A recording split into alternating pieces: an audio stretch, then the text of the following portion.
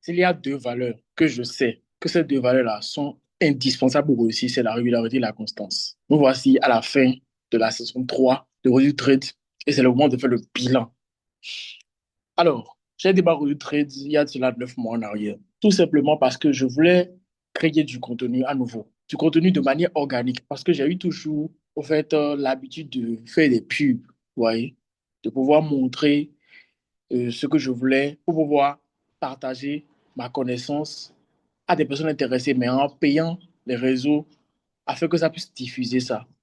J'ai décidé que bon, cette fois-ci, je ne veux plus faire cette méthode-là. Je préfère aller dans une méthode à long terme maintenant, vous voyez. Méthode où, à travers cette méthode-là, on pourra me découvrir de manière technique.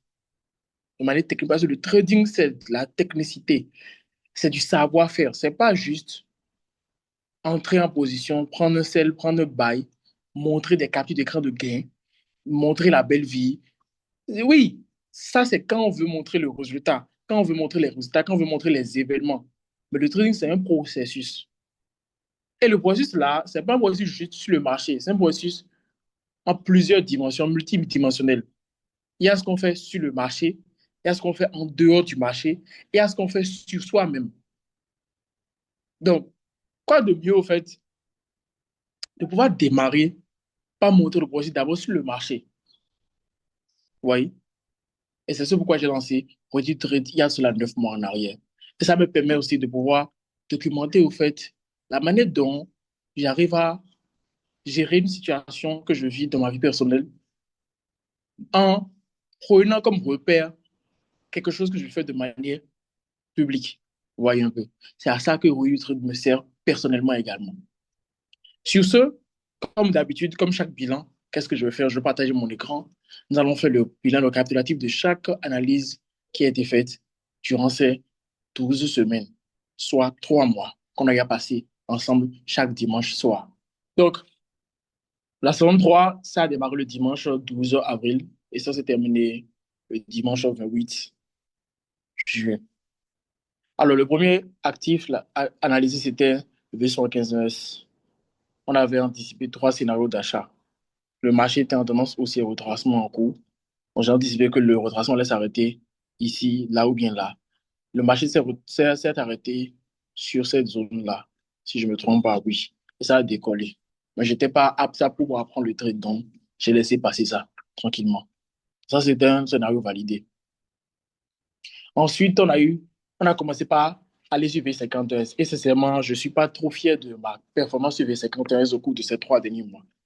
Parce qu'en toute sincérité, rien de tout ce que j'ai analysé sur V50S n'est passé. Et ça, là, c'est dû au fait que je n'ai pas pris la suite du marché dans son ensemble. Je suis resté juste en H4. Mais qu'est-ce que je constate? Je constate au fait que aucune des analyses que j'ai prises sur V50S, j'en ai fait 5, vous allez voir maintenant. Aucune n'est passée. Ça veut dire que dans les caractères comme Weekly, je n'étais pas dans le sens du marché. C'est aussi simple que ça. Mais c'est pas grave, ça fait partie du jeu. On va tirer des leçons de ça et s'améliorer pour les saisons à venir. Donc, deux analyses de sel suivies de deux analyses, deux scénarios de buy. Aucun scénario validé parce que le marché a continué son chemin à la hausse tranquillement. Ça a détruit mes scénarios possibles. Épisode 3, c'était avec 25 trois scénarios de buy. Un scénario a été validé. C'est allé totalement en bas. Mais je n'ai pas traité parce que ça a pris du temps. Ça a pris plus d'une semaine, voire même 2, 3 semaines pour pouvoir venir sur le niveau où finalement ça a décollé. Moi, j'étais plus dans cet état d'esprit-là pour pouvoir trader cet actif-là. Ensuite, épisode 4, on est revenu sur V51S aussi. La même chose est passée aussi. Deux scénarios de buy. Parce que pour moi, j'anticipais que le buy va continuer à la hausse. Qu'est-ce qui se passe? Ça rebouche chemin pour aller plus bas. C'est à partir de là, je pourrais déjà commencer par constater que, au fait, je suis dans une tendance baissière qui a repris. Et peut-être j'allais monter dans un grand temps pour pouvoir juger de la pertinence de cette tendance baissière que je suis en train de voir, de cette tendance haussière, pardon, que je suis en train de voir en H4. Parce que finalement, cette tendance haussière que je vois en H4, là, c'est juste un retracement d'une tendance baissière en weekly. Ouais, et la tendance baissière weekly a repris. Et c'est pourquoi tous mes scénarios de buy là n'ont pas pris. Donc V50 heures, échec encore. V75 1S, trois scénarios de sell, aucun de n'a pris. Ça, c'était parce qu'on était dans une consolidation. Et je n'ai pas vraiment pris en compte le fait que le marché peut aller au niveau de la résistance. Parce que moi, j'anticipais que le marché va continuer de chuter. Donc, aucun scénario validé ici. Mais c'est quand, ouais, anticiper bail encore. J'ai anticipé un bail. Et qu'est-ce qui s'est passé? Retour en arrière pour pouvoir vendre. Épisode numéro 7, V50, V75. Là, c'est la seule analyse que j'ai fait sur V75. Ça a commencé par prendre un niveau et ça a repris dans ce sens. Ça veut dire que le marché ne voulait pas suivre ce scénario-là. C'était un retracement dans le retracement. Donc, qu'est-ce qui s'est passé? Scénario non validé. Et je pense que c'est la seule analyse que j'ai fait sur V75. Et il y a de probabilités pour que je puisse éliminer V75 de mes actifs dans la saison qui vient ou bien dans les saisons à venir, en toute sincérité. Parce que, certes, c'est l'un des actifs que j'ai le plus tradé qui m'a donné de l'argent et tout. Mais quand je vois que ça ne me donne plus de scénario intéressant, ça ne me donne plus de setup intéressant pour pouvoir trader suivant ma stratégie, je vois que c'est plus la peine au fait de m'attarder à analyser ça. C'est d'analyser ça une seule fois seulement au cours de cette saison. Et voilà. La seule fois que j'ai analysé, c'était pour pouvoir me prendre un scénario non validé. Vous voyez. Je ne prends pas ça personnellement, mais si ça ne me donne pas de scénario intéressant à trader, eh bien, au cours de la saison qui vient, ça aura dit que le 115 sera enlevé au fait de mes actifs, comme Vincent l'a été il y a de cela 2 saisons en arrière. Épisode numéro 8, P25S. P25S, ça a été validé, mais pas totalement dans mon sens, parce que moi, j'anticipais qu'on fasse une consolidation. Ça a fait une hypothèse pour l'inverser, mais ça a validé quand même le sens finalement. Et ça a pris. Moi, je n'avais pas pris en compte ce scénario-là et je ne prenais même pas en compte l'analyse la même en général parce que j'étais occupé dans le temps. Ça, je me souviens très bien. Donc, scénario validé V25S. V50 ES encore. Scénario de bail. Ça n'a pas pris. Ça a continué à aller en bas. Ça a pris légèrement, mais c'était un retracement. Donc, je ne peux pas considérer ça comme un scénario qui a validé réellement. Ça a pris légèrement, mais c'était un retracement. Ce n'est pas aller jusqu'au niveau du TP attendu. Ce n'est pas jusqu'au niveau du TP attendu. V75 1S. Scénario de bail. 3 scénarios de bail. Un après parmi eux tous. C'était parfait. Exactement comme prévu. P25 1S maintenant pour l'épisode 11. 3 scénarios de bail. Un scénario en cours. Un scénario en cours. Certains auraient déjà pris la position là-dessus. Mais moi, j'attends possibilité que ça fasse une petite consolidation dans la zone là, avant de monter.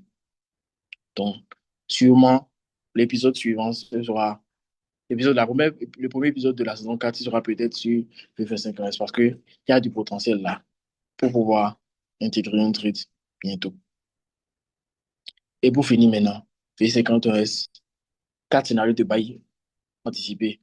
Et j'ai même pris un trade. J'ai pris un trade même. Je suis sorti au stop loss. Donc, en fait, 5 analyses sur V51, 5 analyses qui ne sont pas passées. Parce que le sens, de manière générale, n'était pas l'achat, n'était pas une tendance haussière, en fait. C'est une tendance baissière.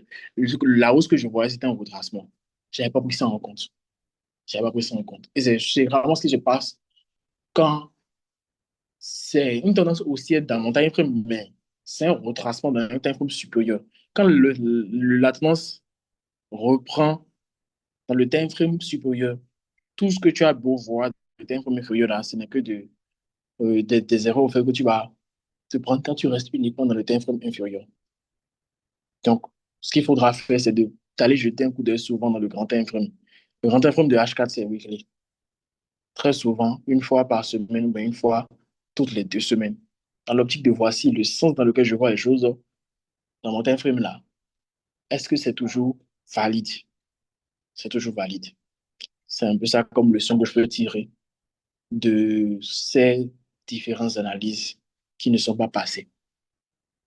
Alors, le récap, j'ai effectué 12 analyses comme prévu au cours d'une saison. Une analyse est toujours en cours d'observation parce que je n'ai pas encore décidé quoi faire avec, même si ça commence à valider un peu. 11 analyses éprouvées par le marché.